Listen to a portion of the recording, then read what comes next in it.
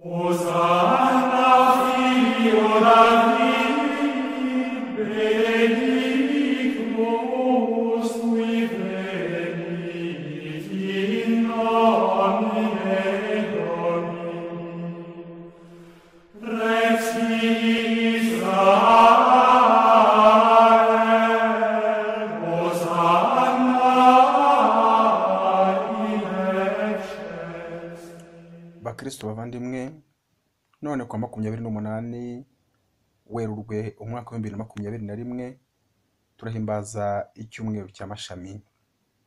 Amasomo matagatifu riturije ijambo ry'Imana duhitiyemo kuzirikana kuri iki cyumweru.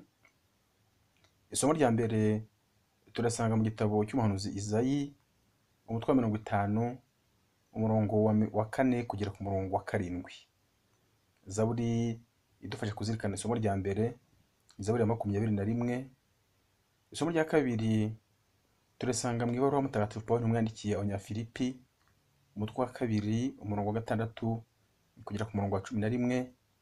Naho ivanjiri niyanditswe mutagatifu Mariko umutwe wa 14 umurongo wa 1 kugera ku murongo wa 15 ndetse n'umurongo wa 47. Bakristo bavandimwe, ni mucyo rero tuzirikane kuri amasomo matagatifu. Uyu munsi ni icyumweru cy'amashami. Kuri mashami duhimbaza ibintu bibiri by'ingenzi. Icya mbere twibuka igihe Yesu Kristo yinjiranye ikuzo muri Yerusalemu ashagawe n'imbaga y'abantu bamwakiranye ibyishimo bitwaje amashami n'imikindo baririmba bati Hozana, hasingizwe uje mu izina rya Nyagasani, Hozana, Imana nihabwe impundu mu ijuru. Nyamara ariko abo bamwakirana ubwuzu nibo bamuhinduka, maze mu rubanza bakamushinja basakuza bati akwiye kubambwa nk'umugome. Indi mpamvu ya kabiri tuzirikana kuri cyumweru cy'amashami nuko Yesu Kristo ari mu minsi ye ya nyuma y'ubuzima bwe hano ku isi, aho ari nabwo yarangizaga umurimo wari waramuzanye wo gucungura bene muntu. Iki cyumweru cy'amashami gitangira icyumweru gitagatifu. Urwo rugendo rero rwacu rw'iminsi 40 twakoranye na Yesu Kristo, aho twasabwaga kunoza umubano wacu n'Imana binyuze mu isengesho ryiza kandi ritaretsa, tugasabwa kunoza umubano wacu na bagenzi bacu binyuze mu bikorwa byiza, tugasabwa no kunoza umubano wacu natwe ubwacu binyuze mu mugenzo mwiza wo kwigomwa ndetse no kwitsinda turi hafi yo kuwusoza. Mu yandi magambo, umunsi mukuru wa Pasika wegereje. Nyamara nk'uko twese tubizi, ntawe ushobora kugera kuri Pasika atabanje kunyura ku wa gatanu mutagatifu. Ntawe ushobora kugera ku byishimo byuzuye bitari igicagate, ibyishimo duterwa n'insinzi y'ubuzima ku rupfu. Ndavuga ibyishimo duhabwa n'incungu ya muntu, ariyo Pasika Yesu Kristo atabanje kunyura ku wa gatanu mutagatifu. Niyo mpamvu amasomo matagatifu ya kino cyumweru cy'amashami atwereka Yesu Kristo umucunguzi wacu wemeye gusa natwe muri byose, ataretse kugira icyo atwitandukanyaho uretse irenge y'icyaha. Isomo rya kabiri, Pawulo mutagatifu arabitubwira neza ati nubwo we yari afite imimerere nk'iy'Imana ntiyagundiriye kureshya nayo, ahubwo yihinduye ubusabusa yigira nk'umugaragu, maze mu migirire ye agaragaza ko ari umuntu. Bavandimwe, mu kwigira umuntu kwa jambo, Yesu Kristo yigize twe, nyamara agamije kutugira uwo ari we. Yarababaye, arababazwa, aratereranwa, aratotezwa, mu rubanza bamushinja ibinyoma kugeza ahamijwe kubambwa ku musaraba, mbese nk'uko tubibona mu mateka y'ubuzima bwa muntu muri ibi bihe. Nyamara nubwo Yesu mu gucungura inyokomuntu yabajwe birenze imyumvire ya muntu. Yadusigiye urugero tugomba gukurikira ndetse no gukurikiza, ari rwo kutiheba, ahubwo byose tukabishyira mu biganza by'Imana umubyeyi wacu dukunda. Si icyo gihe gusa, ahubwo igihe cyose yambazaga se ngo amuhore hafi azabashe kurangiza ubutumwa yamuhaye bwo gucungura isi yoramye mu cyaha ndetse n'urupfu. Mu ivanjiri y'ububabare twateguriwe kuri uyu munsi w'amashami, mbere na mbere twumvise Yezu Kristu asenga, ndetse noneho bikaba ngombwa ko yitabaza zimwe mu nkoramutima ze, ari bo Petero, Yakobo ndetse na Yohani, akabasaba kuba maso hamwe nawe bagasenga, ariko bo bakaza kuganzwa n'ibitotsi.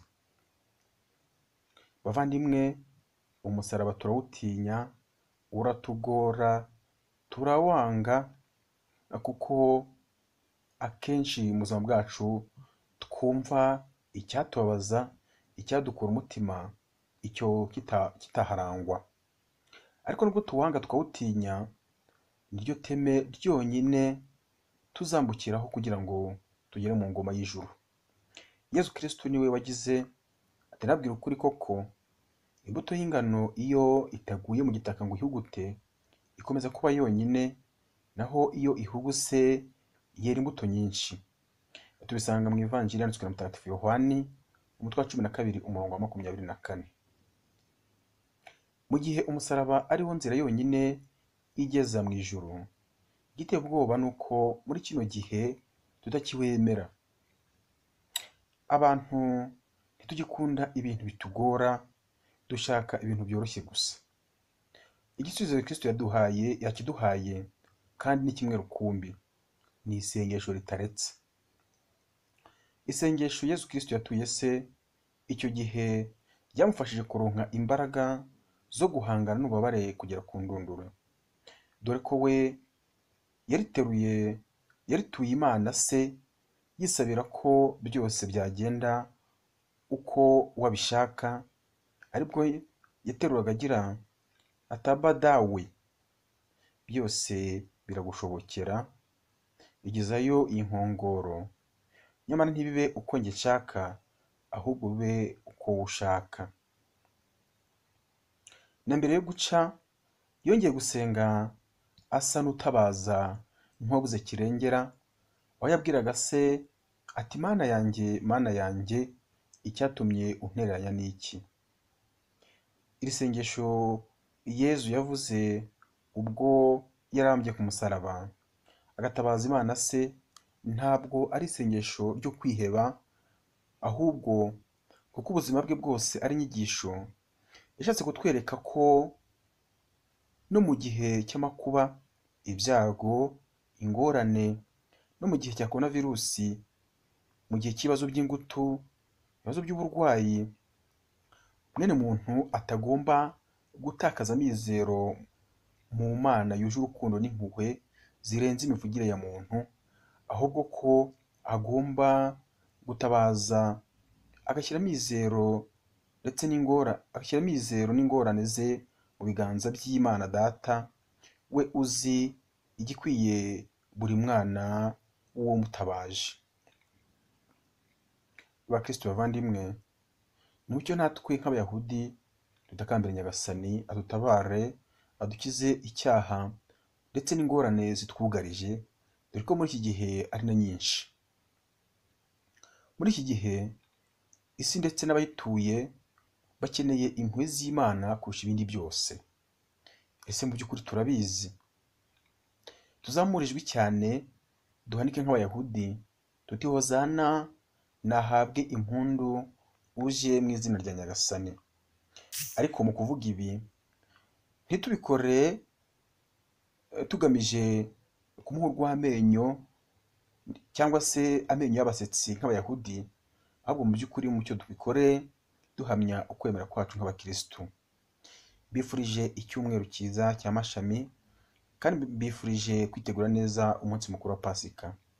Nyagasani Yezu nabane namwe. mwari kumwe na Padiri Prosper Niyonagira, umupadiri wa Diyoseze ya Kabgayi ukorera ubutumwa muri Paruwasi ya Gitarama.